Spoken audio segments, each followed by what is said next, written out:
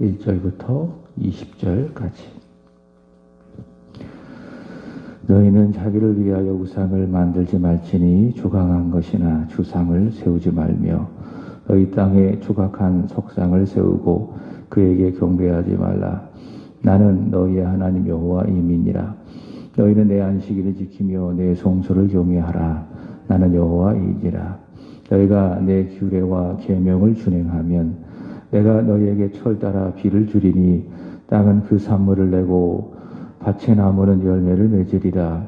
너희 타작은 포도 딸 때까지 미치며 너희 포도 따는 것은 파종할 때까지 미치리니 너희가 음식을 배불리 먹고 너희의 땅에 안전하게 거주하리라.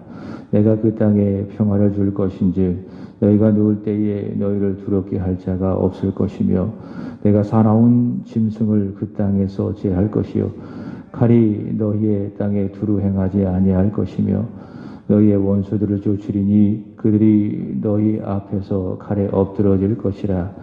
또 너희 다섯이 백을 쫓고 너희 백이 만을 쫓으리니 너희 대적들이 너희 앞에서 칼에 엎드러질 것이며 내가 너희를 돌보아 너희를 번성하게 하고 너희를 창대하게 할 것이며 내가 너희와 함께한 데 언약을 이행하리라.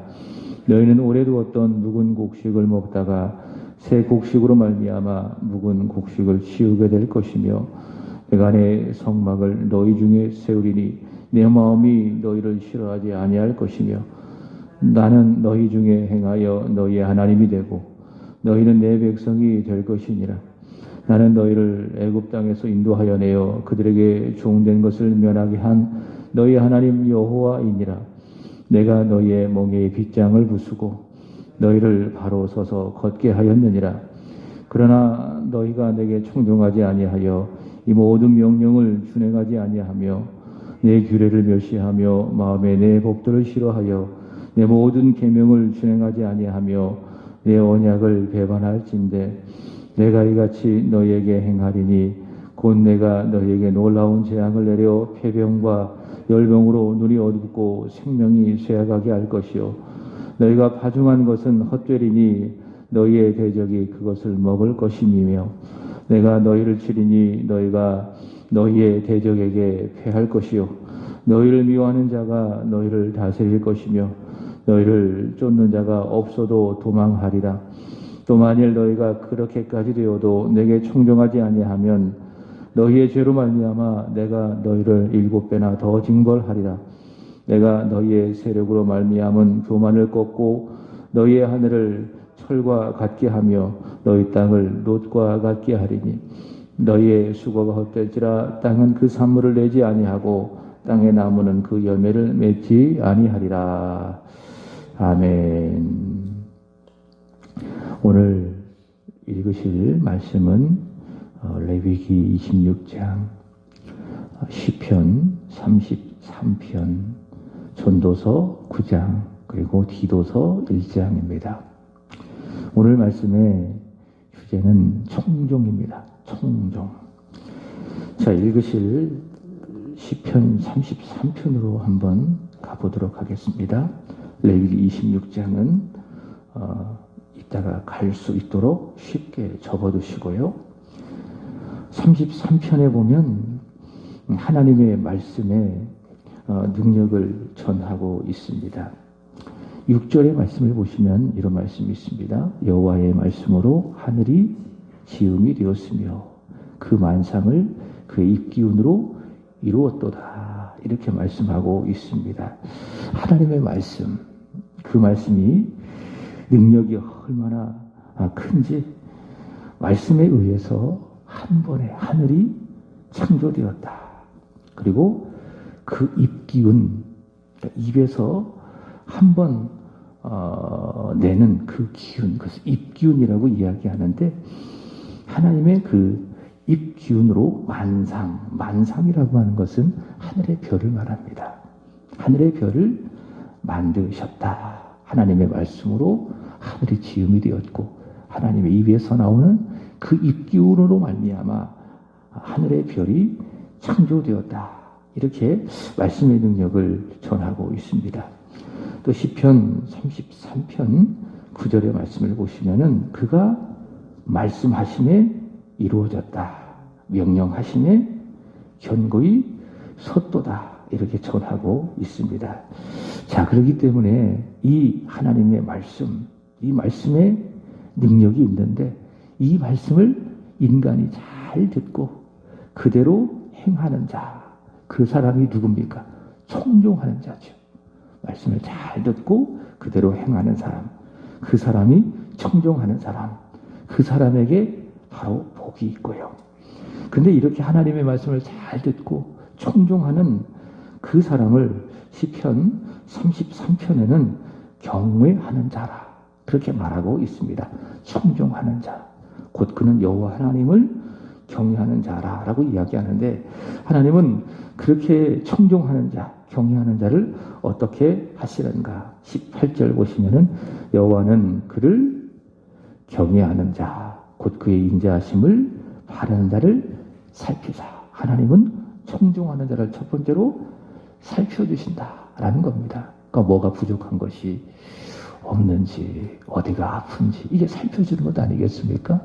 부모가 자녀를 살피죠.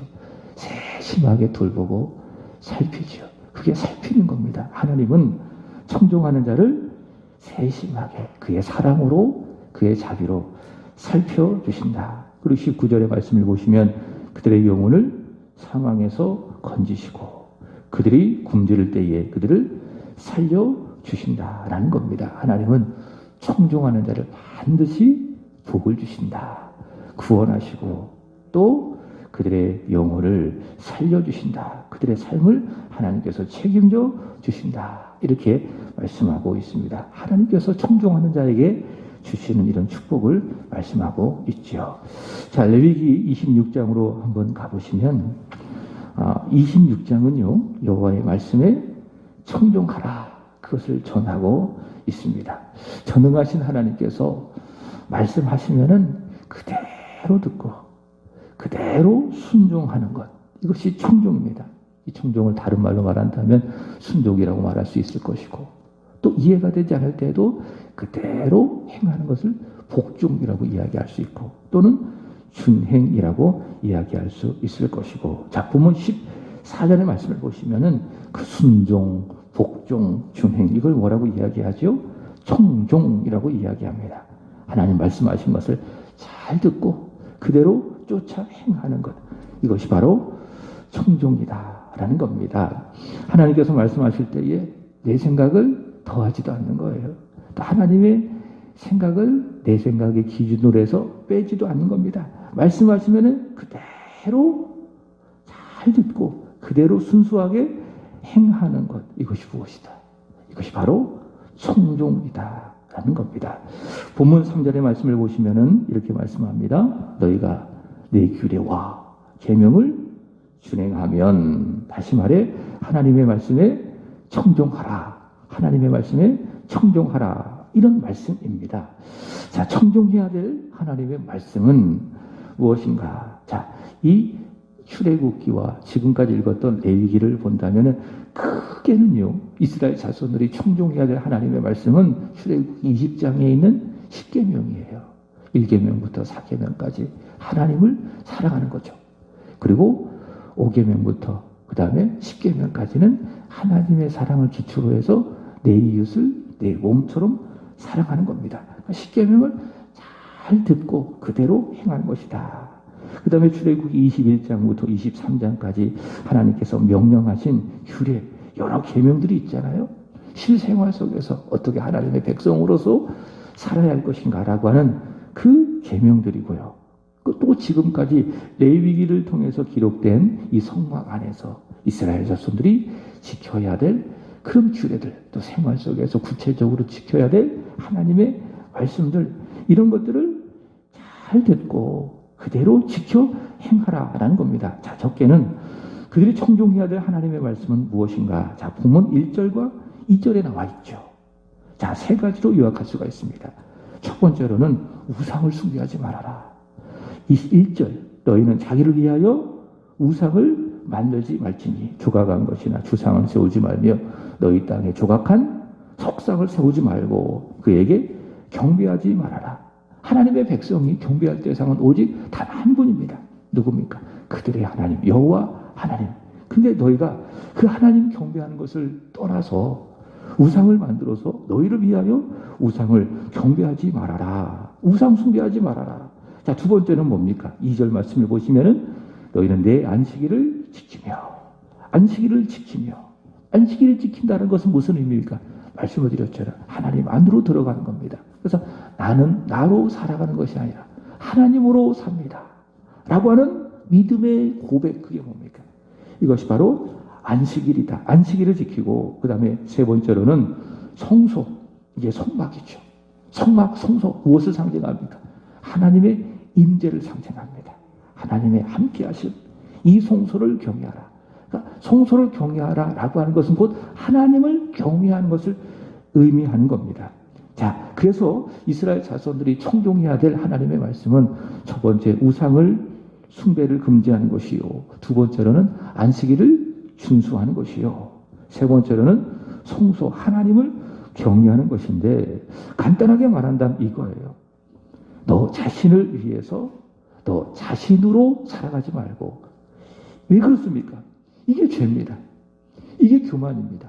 성경이 말하는 죄는 근본적으로 이거예요. 네 자신을 위해서 살아라. 네 자신이 하나님 없이 네 스스로 하나님이 되어 너를 위해서 살아라. 그게 뭐예요? 그게 교만이에요. 교만은 내가 잘났어. 나 외에 다른 것이 없어. 이것이 물론 교만이지만은 그 근본 뿌리는 뭡니까? 바울이 이야기했죠. 자기 사랑이라고요. 자기를 위해서, 자기만을 위해서, 자기로 인해서 나 오직 나로 가득한 것, 그것이 무엇입니까? 그게 교만이요, 그게 죄라. 자, 하나님께서 우상을 숭배하지 말고 안식일을 지키고 그리고 성소를 경외하라. 이것은 어떤 의미인가? 너 자신으로 너를 위해서만 살아가지 말고. 왜 그게 죄니까는 대신 오직 하나님으로, 하나님을 위해서 살아라 라고 하는 겁니다. 조금 더 현재적으로 말한다면은 나 중심으로 살지 말고 하나님 중심으로 살아라. 중심이 참 중요하잖아요. 내 인생을 어떻게 살아가느냐, 내 중심이 내가 돼서는 안 된다라는 겁니다. 하나님이 중심이 되어줘야 된다.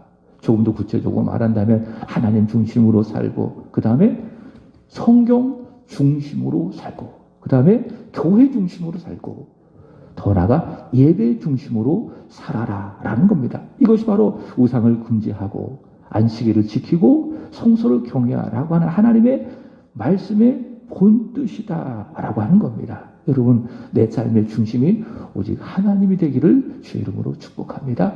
하나님 중심이 되어야 돼요. 그리고 성경 말씀이 중심이 되어야 돼요. 예수가 중심이 되어야 돼요. 교회가 중심이 되어야 돼요. 그리고 예배가 중심이 되어져야 됩니다. 그럴 때에 내 영혼이 잘 되는 거예요.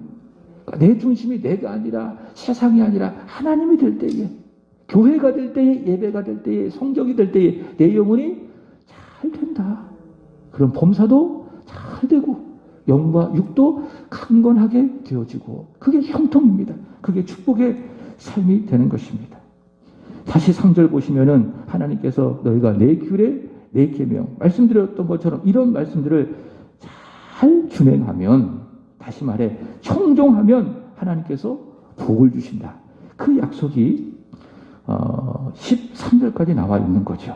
4절부터 5절의 말씀을 보시면은 철따라 비를 내려 곡식을 주실 것이고, 그래서 그들이 배고프지 아니할 것이고, 그 다음에 6절부터 9절까지는 평화의 약속이죠. 대적들이 와도 하나님께서 지켜주시니 반드시 승리하게 될 것이고, 그 다음에 10절부터 13절까지는 가장 큰 축복이죠. 하나님의 임재. 그들 가운데 하나님께서 함께하여 주실 것이다.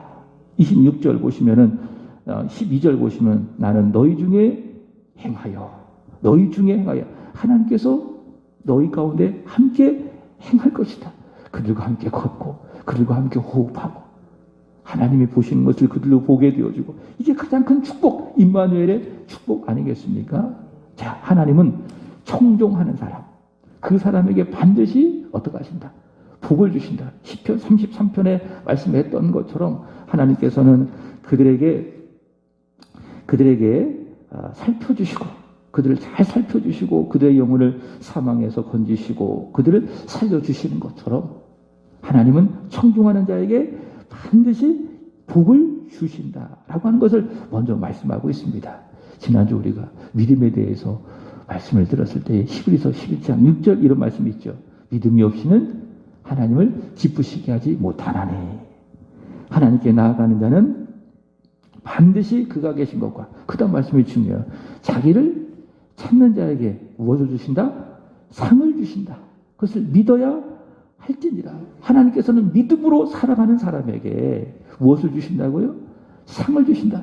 믿음으로 하나님을 찾는 사람을 하나님께서 절대로 외면하지 아니하시고 상을 주신다라고 하는 것이지요. 이게 성경이에요. 성경이 믿음의 사람에게 약속하는 바입니다.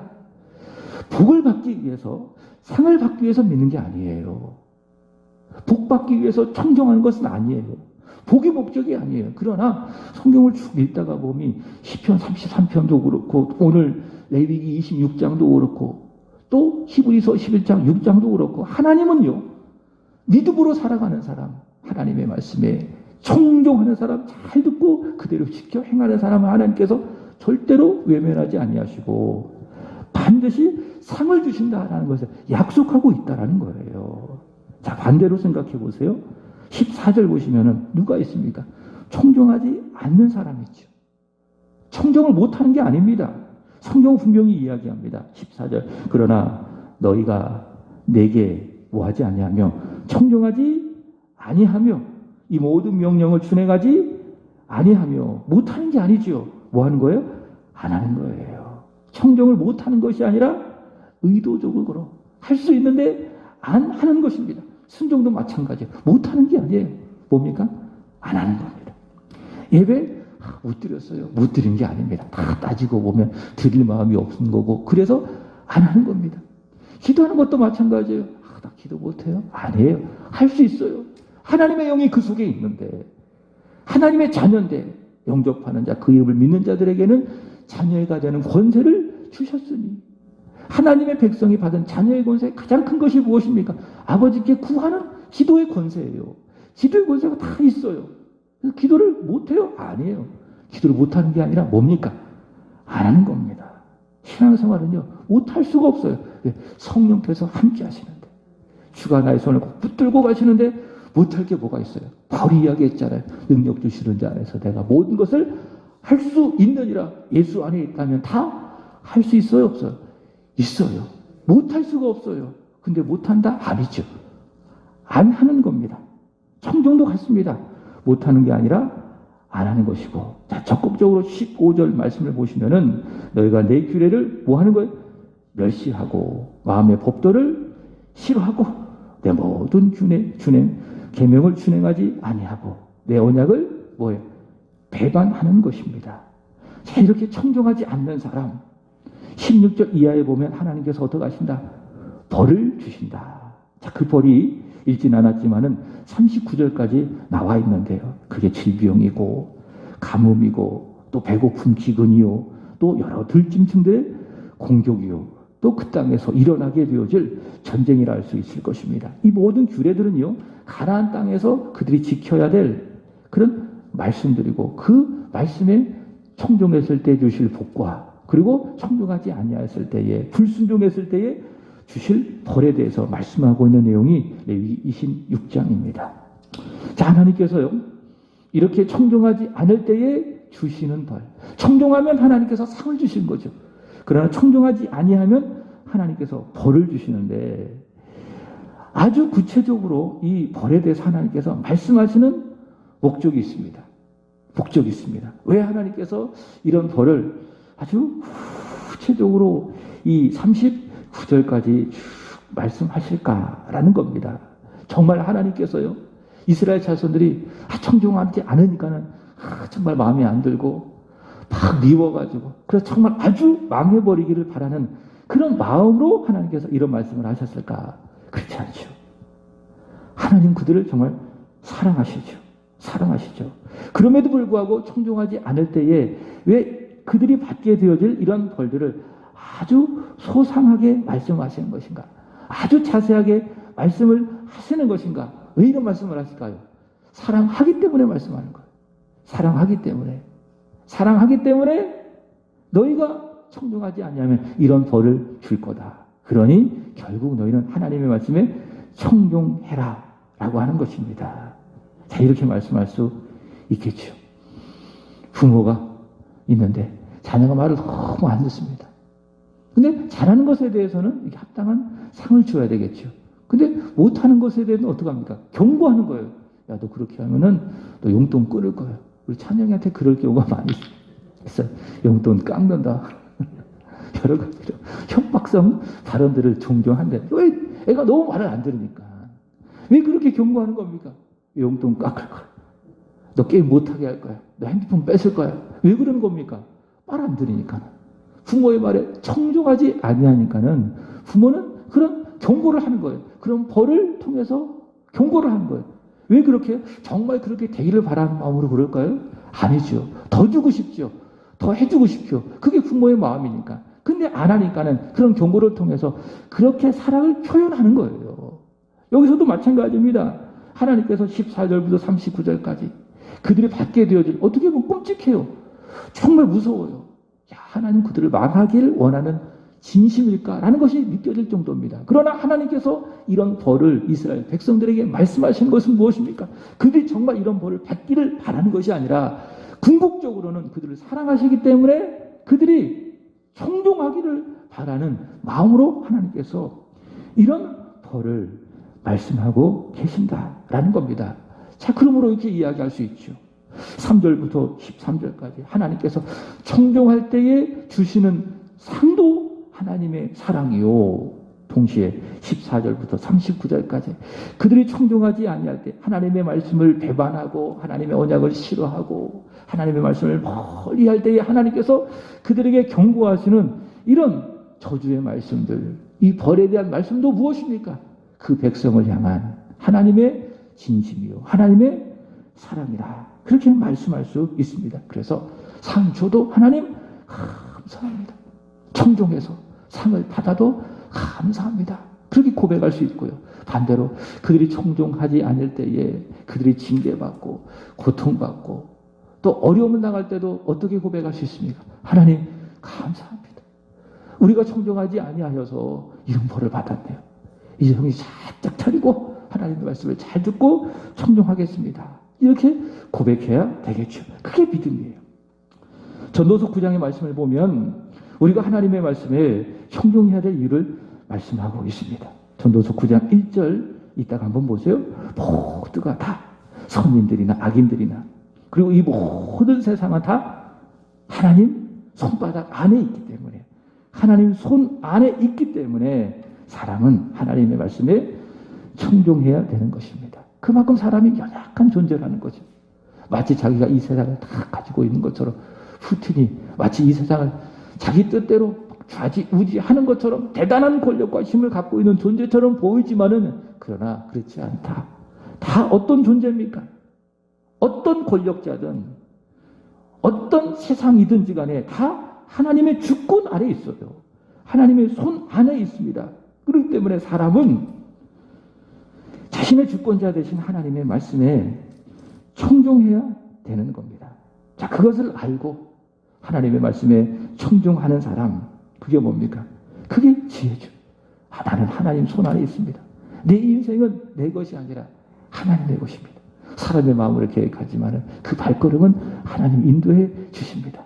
이런 하나님의 인도하심, 하나님의 주권을 내가 겸손하게 인정하고 내 생각대로, 내 경험대로, 내 의지대로 살아가는 것이 아니라 늘 하나님께 여쭙고 늘 하나님께 기도하고 하나님의 말씀하신 것이랑 잘 듣고 그대로 지켜 행하는 것, 청종하는 것, 이게 뭡니까? 이게 믿음이요? 하나님 앞에 지혜지요. 반대로 어리석임이 무엇입니까? 하나님이 이끌고 가시는 거예요. 하나님 손 안에 있어요. 그럼에도 불구하고 고집 피우고 하나님도 전혀 무시하고 하나님의 말씀을 싫어하고 자기 생각대로 자기 의지대로 자꾸 살려고 하는 것, 고집 피우며 살려고 하는 것, 그게 뭐예요? 그게 어리석은 거예요. 결국 하나님의 뜻대로 될 것인데 그렇게 어리석고 고집 피우다가 결국 망하는 거 아니에요? 여기 터지고 저기 터지고 결국에는 너덜너덜해지고 그게 뭐예요? 그게 어리석은 일이다. 마지막 디도서 1장에 보면 바울은 젊은 목회자 디도에게 어떻게 목회해야 될지를 가르칩니다. 자, 특별히 디도서 1장 10절의 말씀을 보면 이런 말씀이 있습니다. 불순종하고 헛된 말을 하며 속이는 사람이 있다.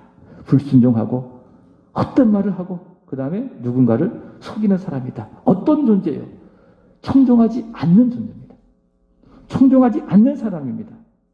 하나님을 멸시하고 하나님의 말씀을 싫어하고 하나님의 언약을 배반하는 존재들입니다. 불순종하고 헛된 말을 하고 속이는 사람.